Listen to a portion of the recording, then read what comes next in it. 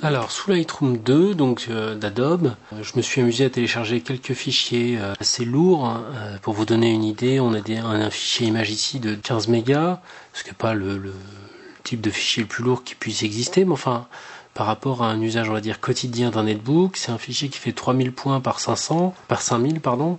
C'est quand même quelque chose d'assez monstrueux pour un netbook, et en fait on se rend compte qu'on a la possibilité de travailler dans le fichier de façon tout à fait correcte, on va dire. On a un histogramme qui est calculé très rapidement. On a la possibilité de se déplacer dans le fichier pour voir des détails de façon très très correcte et assez rapide.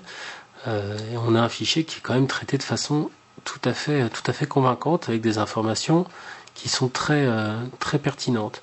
Alors c'est pas vraiment fait pour ce type de fichier. On va en charger un plus léger. Donc là c'est un fichier qui doit faire beaucoup moins en taille. L'autre faisait une quinzaine de mégas, celui-ci doit faire un petit peu moins, et on se rend compte qu'on a encore une fois la possibilité de naviguer dans l'image de façon très très très rapide, et donc d'aller chercher des détails, des informations de façon utile. C'est accessible, c'est-à-dire que malgré le Z520, une fois que le programme est chargé et lancé, on a vraiment un outil tout à fait voilà, on a chopé l'information qui nous intéressait, et on a un outil qui est tout à fait exploitable avec cette machine, et donc c'est vraiment un plus pour le grand écran.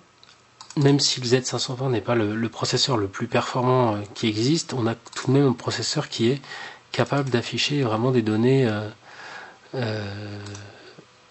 tout à fait correct. Donc on va faire quelques essais avec la machine, et donc on va essayer de régler un petit peu les couleurs de cet engin. Donc là c'est un fichier encore une fois assez important qui vient pas de moi. Voilà, donc on a un histogramme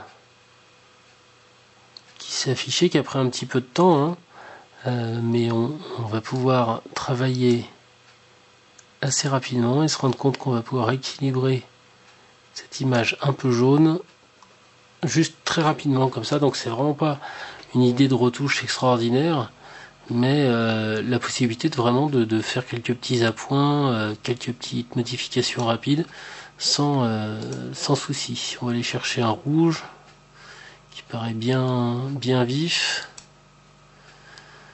Voilà, donc on peut vraiment jouer avec tout ça. C'est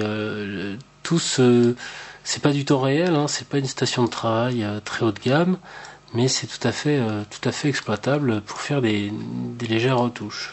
On va retourner à la bibliothèque et prendre des fichiers à moi qui sont beaucoup plus légers. Donc c'est des JPEG avec des résolutions beaucoup plus simples, on va dire. Et on va voir ce que ça donne. Voilà, donc là c'est à l'intérieur du Wikboard. Voilà, on a été chercher une info sur un processeur intégré. On va le basculer. Voilà, encore une fois, Z520, c'est pas le processeur le plus puissant de la Terre, mais pour ce type d'usage, si on n'a pas un usage, on va dire, professionnel de la machine, il est tout à fait possible d'aller faire un développement rapide de quelques photos et d'en tirer vraiment quelque chose de tout à fait correct.